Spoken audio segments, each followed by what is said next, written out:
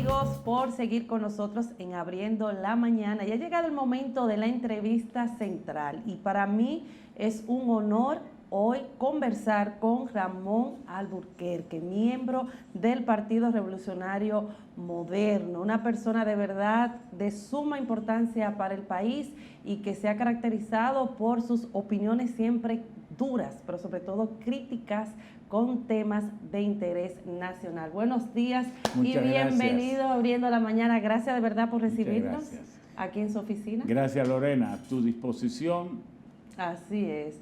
Bueno, como hemos conocido, señor Alburquerque, usted fue presidente del PRD, también fue presidente del Senado de la República y, como dije inicialmente, un hombre de carácter fuerte y que se ha caracterizado por sus opiniones constructivas de manera un poco dura, pero también de manera positiva. Pero sobre todo también se ha caracterizado por llevar siempre esas críticas, incluso dentro de su mismo partido.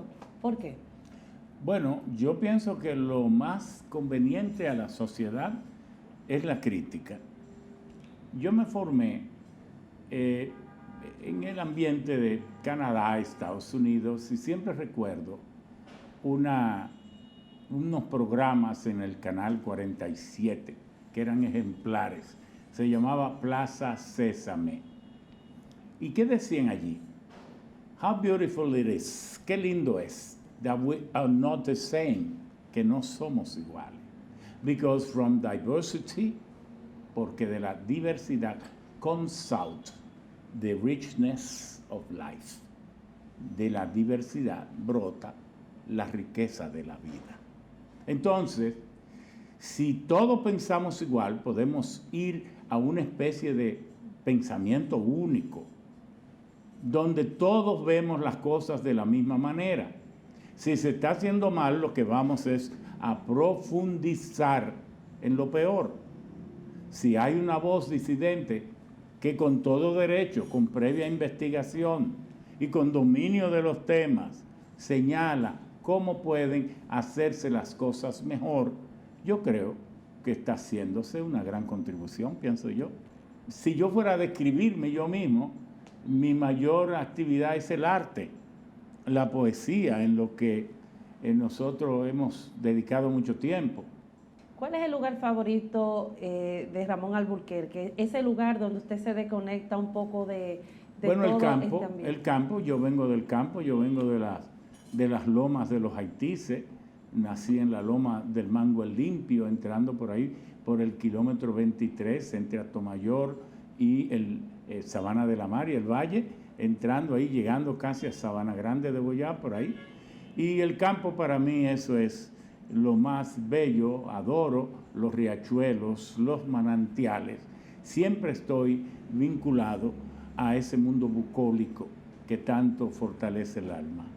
Señor Alburquerque, ¿cómo usted valora el gobierno del presidente Luis Abinader en el ámbito político, económico y de salud? Mira, al presidente Luis Abinader lo apoyamos tanto a él, a su gobierno y a nuestro partido. Primero al partido porque fuimos quien dio la voz de que había que crear un partido. Fuimos nosotros el primero.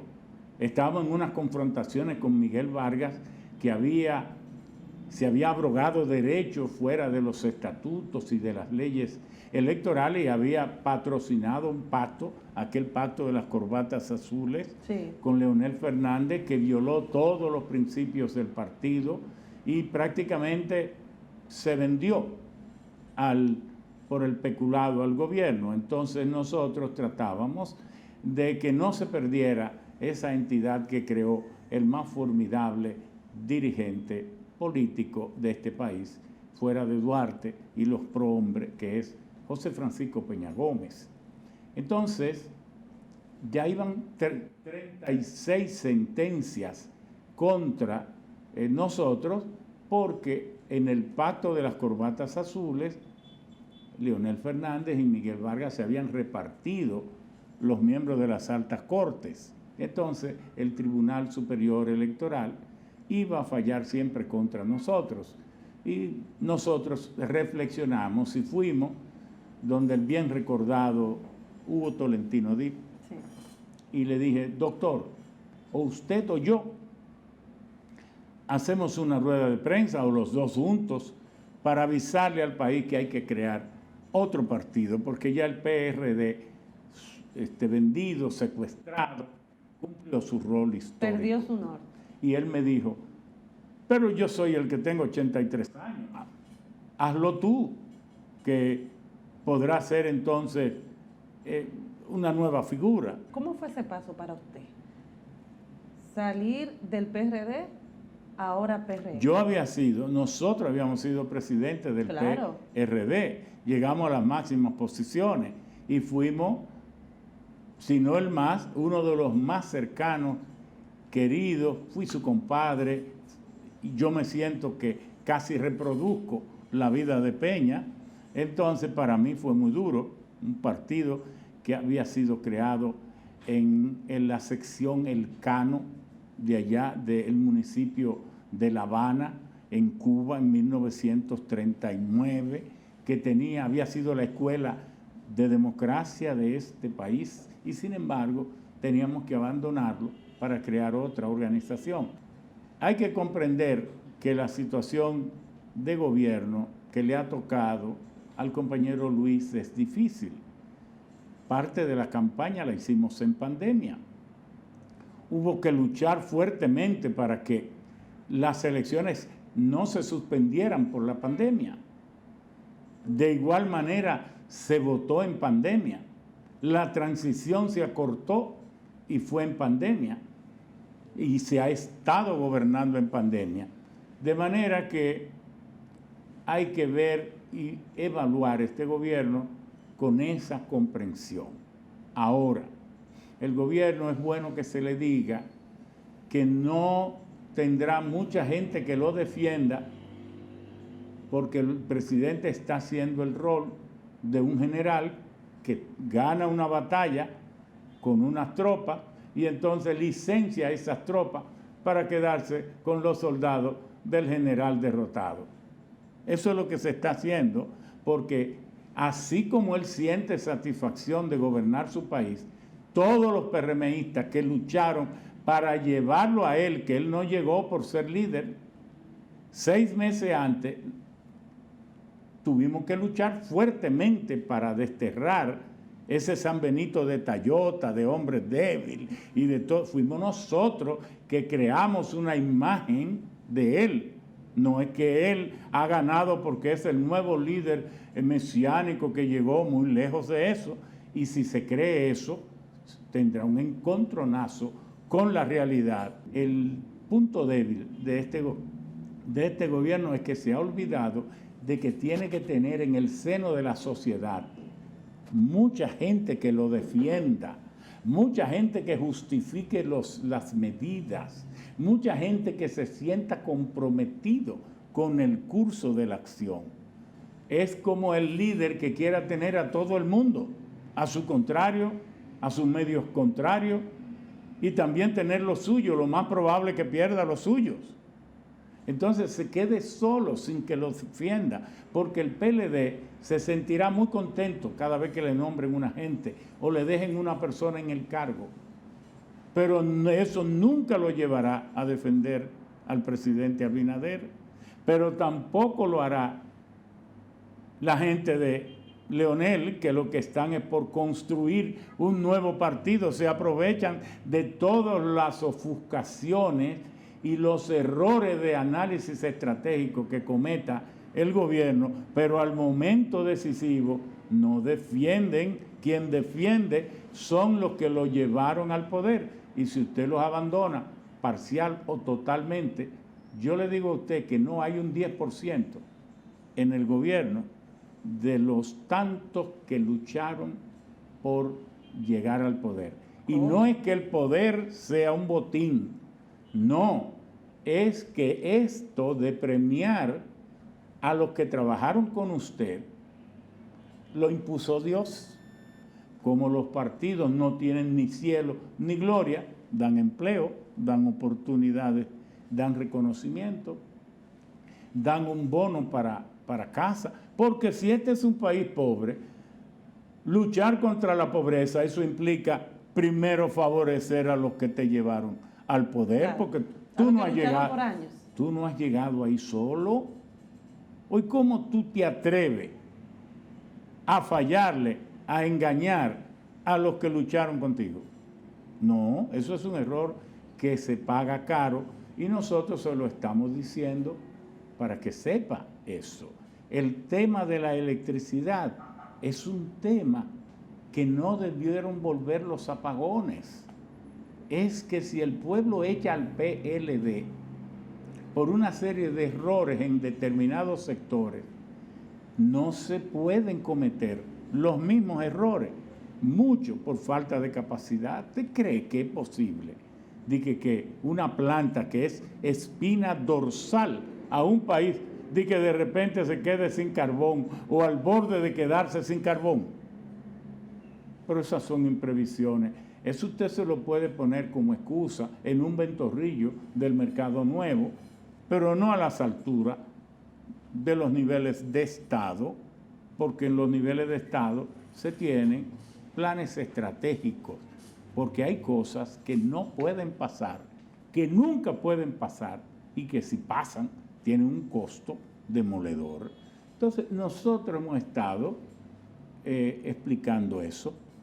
¿Qué es lo que pasa? Que en este país la oligarquía, los grupos de poder han succionado el Estado y de hecho hay que ver cuál de ellos no, pero casi todas esas fortunas se han hecho a costa del Estado, no pagan impuestos y ya yo hubiera querido que esta reforma fiscal no se hubiera presentado sin que hubiera ocurrido la presentación y la revelación de los papeles de Pandora de Panamá, de Pandora Papers.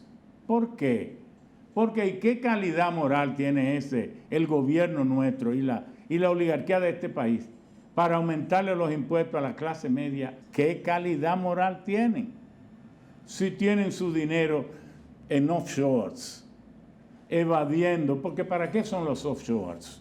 Para facilitar negocios, pero ¿por qué lo facilita? Porque pagan menos impuestos o no pagan o evaden todo. Entonces, ¿qué calidad moral tienen un gobierno integrado por gente que son los primeros que no pagan impuestos? ¿O creerán que todo el resto de la población, la clase media y los trabajadores y los pobres son tontos? Como dice la gente, ¿son pendejos?